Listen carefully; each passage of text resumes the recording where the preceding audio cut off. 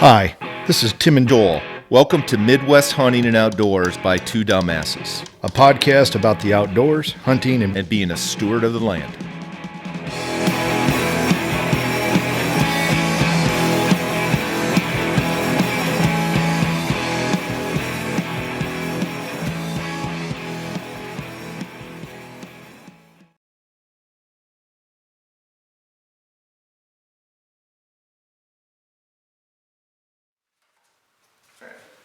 Joel and I are in the process of taking a couple of deer that were harvested this fall, and we're going to take them and make them into European mounts. So first thing we've got to do, I think very step one, besides harvesting your animal, is you've got to take all the fur and all the way down to the skull level before we get to the boil stage. So that's where we're at in this stage.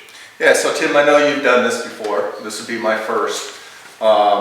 And we'll follow up with key learnings and watch outs and things like that. But anything before I get into this, on this step that I need to be careful of? Yeah, the key, the nose part right down here is probably the most sensitive. So there's some very small bones down there. So we want to be very careful. I would say from about right here down as we start to take that fur and that skin off. So that was a good ad. So that's a key thing. So otherwise this is going to be, taking a knife and trying to whack off as much as you can and not cut your finger. And, Yep. Okay. Just take your time. And to do justice to, I don't want to misconstrue this video, right? Beautiful deer that you shot. Congratulations. Thank you. And beautiful deer I did not shoot. This is Two Dumbasses' wife. Deer this year, so congratulations. And by the way, we have we name our deer. So has Sammy named her deer? She has not. No name on this one. So some of the credit goes to my wife for the name, because this deer has quite a little bit of junk on it. It's got a little sticker here. It's got a couple of little crab claws here. It's got another sticker here and a sticker here. And with all that junk, my wife was like, she goes, feels like a Sanford and Son moment. So his antlers are also quite dark. So we decided to name this deer Lamont. So if you've never seen Sanford and Son and you don't know who Lamont is go out on YouTube, Sanford and Son. Driven by junk. Junk. It's the key word there. Right? That's right. So, cool. Well, let's get at it. Yep.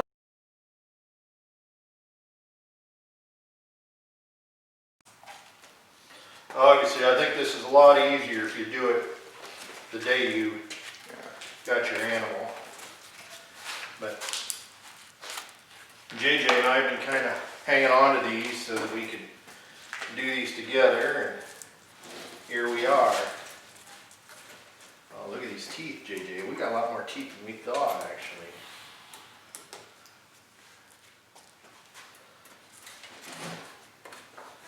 What do you think of that, Blue?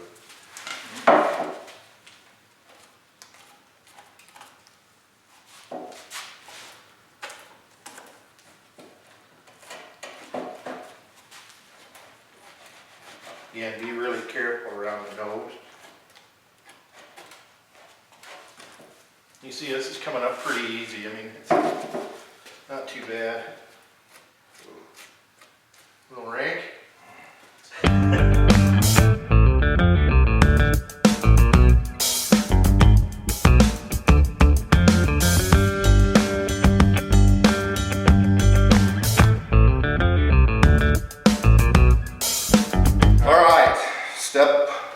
Step one, right? Yeah, completed.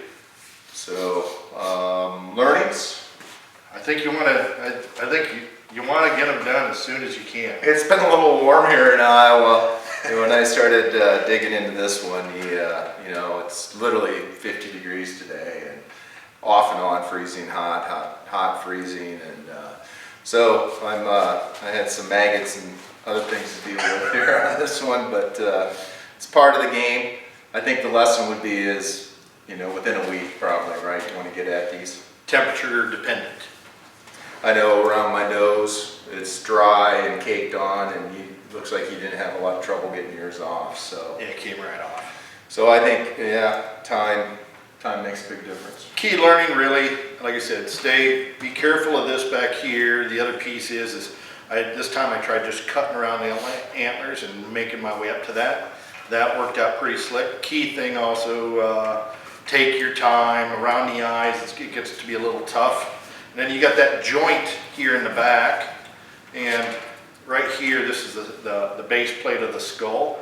You want to make sure, and you see the brain stem there, you want to make sure you don't mess that up, because that's what you're going to hang your skull on eventually. And then we're ready for boiling, and the boil will take care of a lot of things. A lot of people will tell you when you do this about 195 degrees, you don't want to boil it because it will soften the cartilage tissue of the skull plate and it will fall apart. Now I would tell you this is my fourth one. I boil all of them, and I'm not saying what they're saying is without merit. I just think you want to just be careful, boil it for 30-40 minutes, pull it out, and you're going to see what we're going to be doing. But don't boil it for like hours, because it will fall apart. But I think if you're careful, I think it'll turn out just fine. So we'll do some cleanup here, and the next step will be boiling. Boil. All right. Yep. Thanks for sticking with us. All right, Tim, so on to step 2. And step 2, again, I'm relying on you here. You've done this before, right? So step 2 is boiling the head. Yep, we're in the boil the head. It's, what we talk about boil, but again, it's really about heating up the water. We don't want to have a rapid boil if we can help it, but it's just a couple of 60-minute boils to free up some of the tissue that's on the skull, and then we're going to scrape that all off. So we're going to start with Stinky first. Stinky. So before we put Stinky in there, so you got an old turkey boiler here, but any pot would work, right? Yeah, the bigger the better. So let's talk that real quick. God, look at all those maggots. So the key thing is I have this old pot. All I use it for is boiling skulls. You're not going to want to use it for anything else. So choose a pot that's old and you don't mind, trashing it, if you will. Make sure you got water on it before you turn the heat on. It'll cook out a pot quicker than anything. The other key thing is you want that water to be not touching the antlers.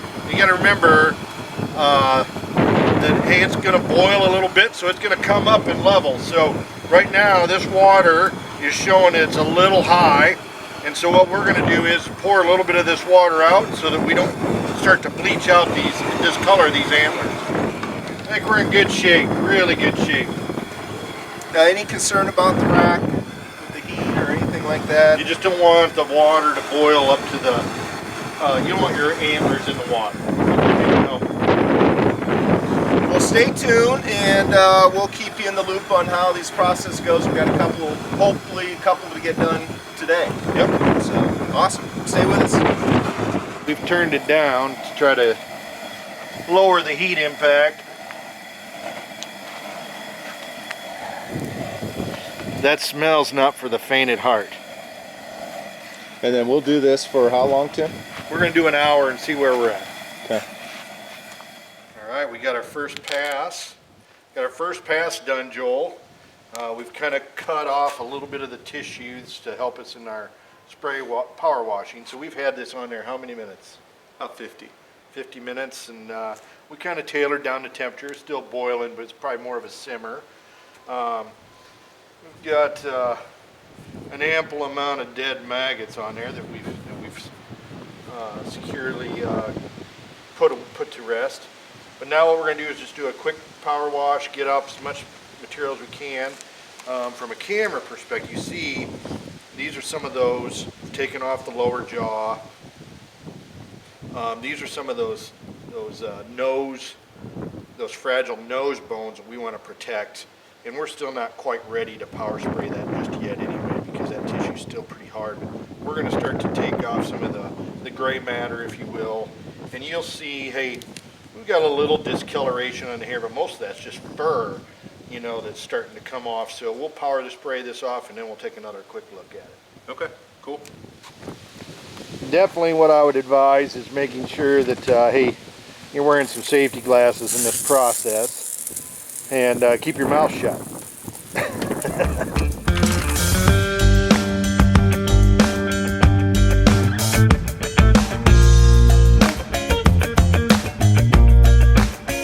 First iteration of a power spray.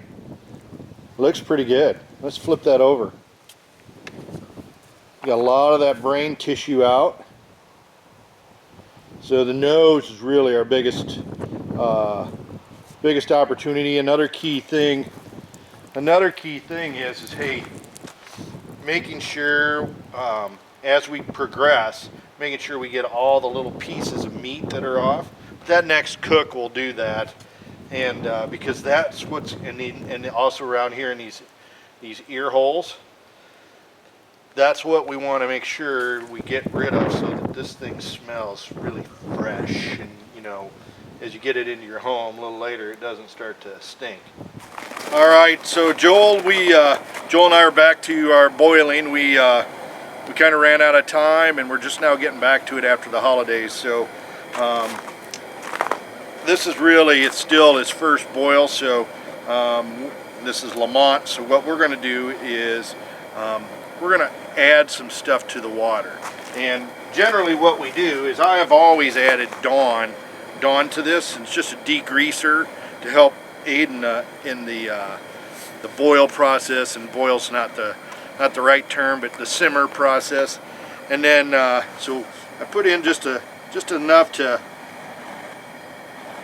add to the degreasing process. It'll really help kind of clean up the skull. And then Remy from Meat Eater recommends some baking soda, so we're going to add some baking soda. He said that helps to take off the tissue from the bone, and we're going to try to add that. I've never done it before, so we'll learn together.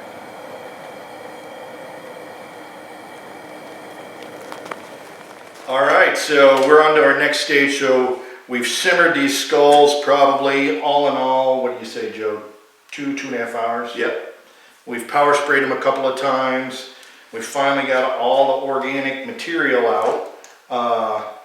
Now, Joel, this is the first time you've done a European mount. How's this different for you? Yeah, first European mount for me. I've usually cut the antlers off and put it on a plastic skull. I think they're Mountain Mike, or there's all kinds of brands out there. But this went simpler and better than I thought it was going to be. Now, keep in mind, there's work involved, and it's kind of messy and dirty, and in my case, I let the head set 6 weeks, and it's stinky and all the things that go with that. But it went really well. I'm way more happy with the look of this than right now, anyway, than the plastic skulls. I really think it brings out the true beauty of the animal. I really do. Yeah, the plastic skulls have their own challenges, getting the antlers angled just right, and you got to drill a hole in them, which is not easy sometimes. So I would definitely do it again. In fact, I've got last year's deer out there with the skull. I buried it in the ground, and it's just the skull, but it's dirty, and so I might take that and finish that off. Yeah, it'll look good. Yeah. So what were some of the trouble spots that we ran into? So I mentioned one. Make sure you skin your head as quick as you can after the kill. These nose bones are definitely very, very fragile. It's the most difficult part, I think, is getting the ear canals out and the brain stuff in the side.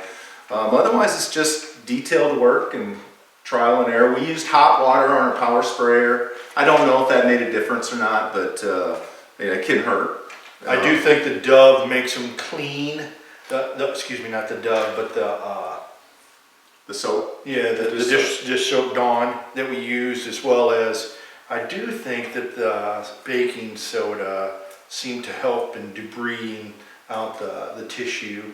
I want to hit on a couple of things that Joel spoke about with the nose. So the nose is super, super fragile, and if it's done properly, you'll see in the nose it's got like a circle for the nasal passage.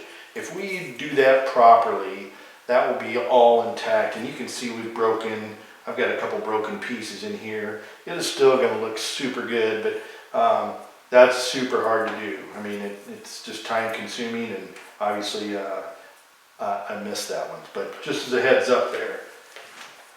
So our next stage is we're going to be taking two parts. We're going to use this it's called Salon Care Quick White, and we're also going to be using the Salon Care 40 volume cream.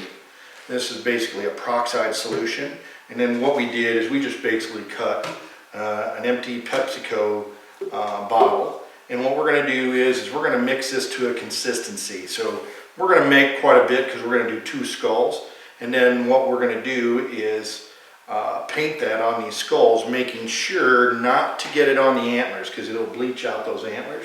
And again, we're going to mix this to a consistency. So there's no magic quantity other than it's a consistency, and you want it to be just about to where it won't drip, so super thick.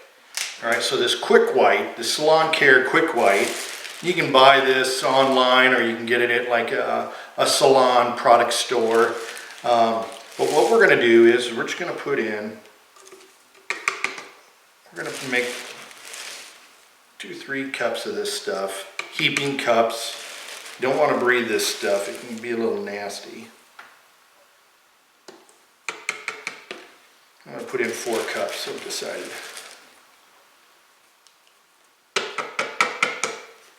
So again, you see how much we've got here.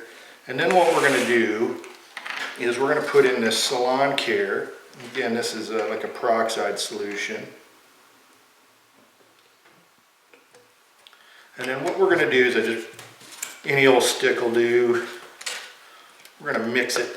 And I'm pointing it away from you because I really don't want to breathe in any of this stuff. And you'll see, hey, we're still pretty thick here, so I need more solution.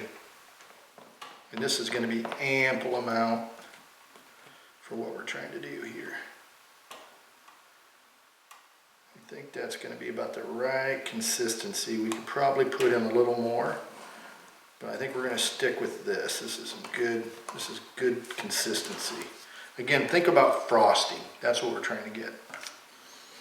So we have these disposable paint brushes, and what we're going to do, and you can put on a liberal amount, but any place where you're going to see, we just want to just start painting on the skull. The important thing is not to get it on the antlers, because it will definitely bleach the colors of the antlers.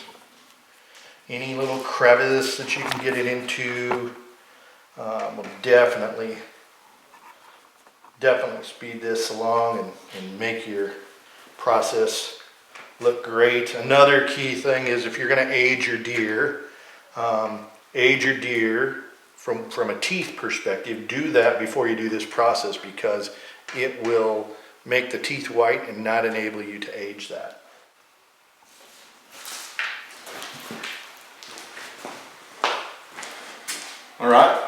All right, we've got probably a third left of what we made of our solution, but just as an FYI, that's all going to be garbage. We're just going to throw it away.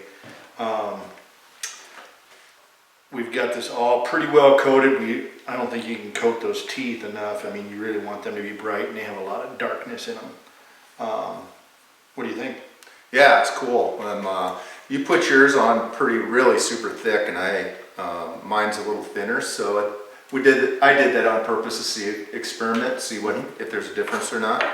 But yeah, I mean, it's easy, and it's just like painting a board, right? So we're going to let this cure. We're probably going to let it cure overnight, and what'll end up happening is this solution will start to bubble up, and it'll get really dry and powdery, and it'll almost like it's rising.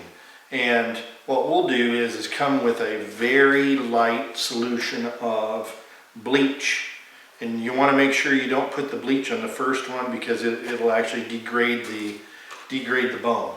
from what I've been told. So what we're gonna do is spray it right onto this bleach solution, which will continue to rehydrate what we just put on here. And with the thing that I really like about that small bleach solution, it'll make this smell really fresh and clean. And then we'll move on to the next step. We're very close to being done. So Tim, we're gonna let this set for how long? 12 hours or so? Yeah, overnight. Okay. Okay. Cool. Stay with us. So JJ, we've been here, it's been what, almost 24 hours? No, it's been about 12. 12 hours. 12 hours since we put this on, but if you look up real close, you can see that this has all been dried out and it's kind of bubbled and cracked on here. And it's no longer as active as what it was. And so what we've done is we bought, normally I would do like a water bleach solution, but I went today to go to Dollar General and they didn't have any plastic bottles. So they hadn't gotten for 3 months. Plan B. Plan B. So we've got this cleaner with bleach, and what I've done is poured out just a little bit. It had 2% in here, so we're probably 3-4% bleach solution. And really the whole purpose of this anyway is just to really rehydrate the peroxide on here so that we're basically reactivating it.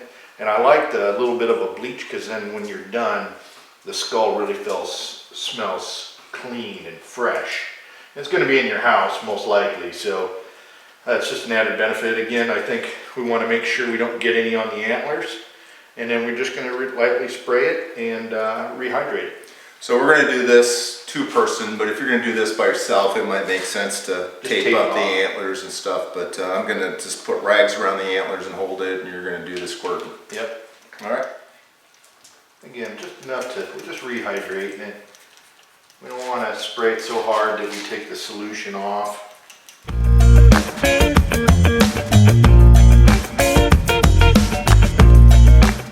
All right, and that's done. That's it. So now what we'll do is we'll just wait probably another 12 hours, and then what we'll do is we'll power spray this off and see where we're at. Simple. Yep. Well, Joel, here we are. We just finished our last step. We remember where we left our listeners was we had put this peroxide solution on it from the hair, and then what we did is rehydrated it with like some a bleach solution. And they smell pretty clean, don't you think? Yeah, I agree. Yep. Mine's, yeah, again, I think it goes back to re-emphasizing skin the damn thing as quick as you can after you shoot it, right? Yeah, a little prep. 6 weeks, I think, is still lingering on this one, but that's not bad. Not gonna be afraid to hang it, for sure. So that said, we just power washed off the last piece. So basically it was, I don't know, 36 hours probably total solution time on it. We didn't get any on the antlers. I think if you see, the antlers look super natural. Any other thoughts you have before we talk about mounts? No, we really didn't clean or spray the antlers. I'm assuming the best thing to do there would be to, I don't know what the best thing to do, but just from an audience standpoint, the antlers are pretty Natural. were what they were. Yep. Yeah. No, I'm happy with it. You know, one thing that we did different was I put a little thinner paste on. You really glooped it on, and I think yours is a little whiter. So I think I'd go that route next time. Okay. More is better.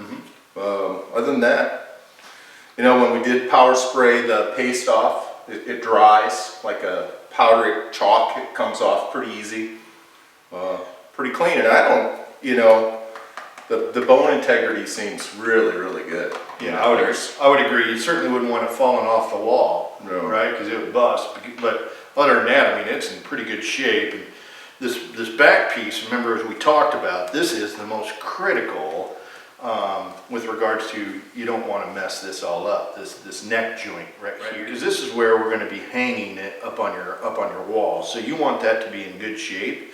And there's a number of types of mounts out there. I'll tell you why I use a Skull Hooker. They're not a sponsor of ours, but you know, it's pretty simple. And the nice thing about it is when I get it on the wall, I can move it this way, that way. I can move it this way. It's really flexible. I can even tilt it up and down. So that's one of the reasons why I really like it. I said, how about yourself? I'm probably going to put it at the cabin here, and I'll probably look at like a long screw, just to create a hook to hook that on, based on where I'm going to put it. Oh, perfect. In the cabin, I've seen the skull hooker; those are really super nice. A lot of flexibility. So So other than that, it's a wrap. I mean, we're going to be finishing up this episode, but we would love to have any comments or suggestions that our listeners might have, and also future topics. Please subscribe to our channel on Facebook or on YouTube, and then also follow us on Instagram and Twitter. yeah. All right. Until then, As we'll say, be safe, have fun, and get outdoors.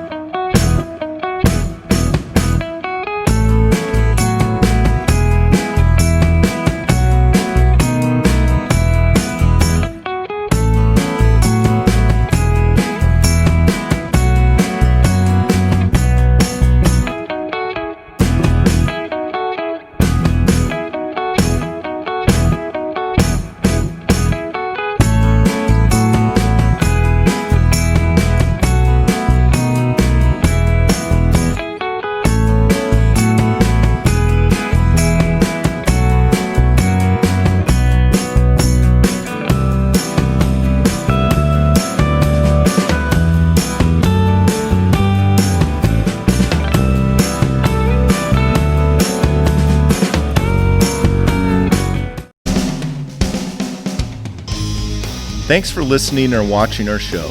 We have some exciting topics and guests coming up. We ask that you subscribe to our channel on YouTube and follow us on Twitter, Instagram, and Facebook.